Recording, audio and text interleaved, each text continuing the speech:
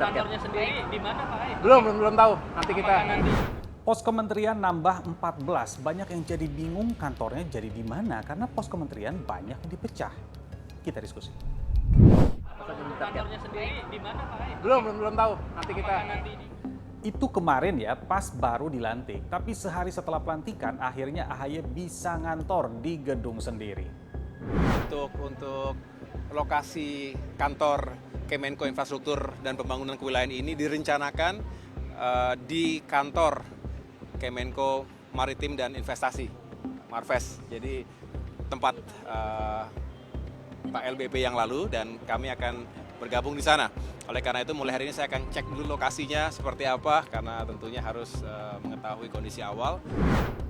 Nah, akhirnya Menko Infrastruktur sudah dapat kantor. Kalau Menko Bidang Pangan Zulkifli Hasan katanya masih mau pinjam kantor kementerian yang ada di bawah koordinasinya dulu buat rapat-rapat.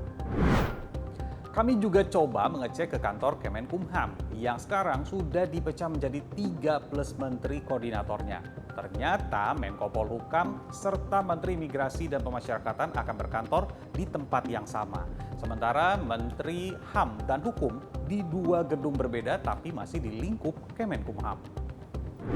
Kalau sebelumnya biasanya satu menteri punya gedung kantornya sendiri, sekarang bisa gabung-gabung. Bahkan sementara ada juga yang numpang.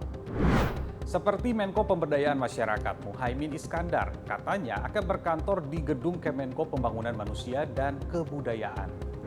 Saya dapat kabar dari Menteri Sekretaris Negara yang baru, Pak Pras. Saya akan berkantor di sini.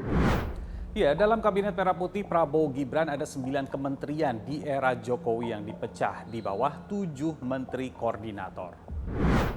Kementerian ditambah jadi lebih banyak, nomenklatur atau penamaannya pun otomatis berubah. Ya, kop surat, logo, penamaan gedung, emblem seragam.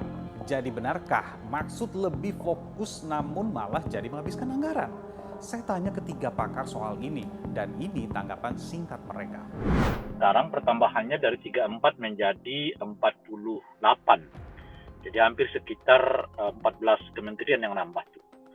14 kementerian kalau ditambah dengan 14 kantor, ditambah dengan alat-alat macam-macam dan sebagainya, pun ditambah dengan staf-staf minimal, kita buat aja stafnya 50 gitu ya. Total aja sendiri, berapa dana yang dibutuhkan untuk itu semua.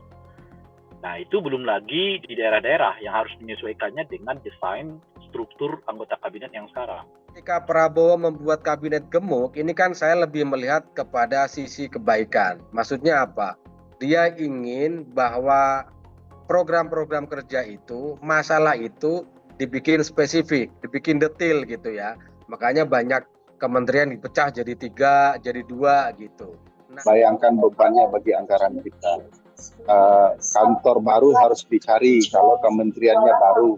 Jadi dalam 100 hari ke depan, anggaran negara akan terfokus kepada memenuhi kehendak kabinet baru dengan nomenklatur barunya ini. Ya idealnya tentu disiapkan dulu ya kantornya di mana. Tapi yang penting semua menteri sekarang harus segera bekerja untuk rakyat. Saya Nabila Biasa, sampai jumpa.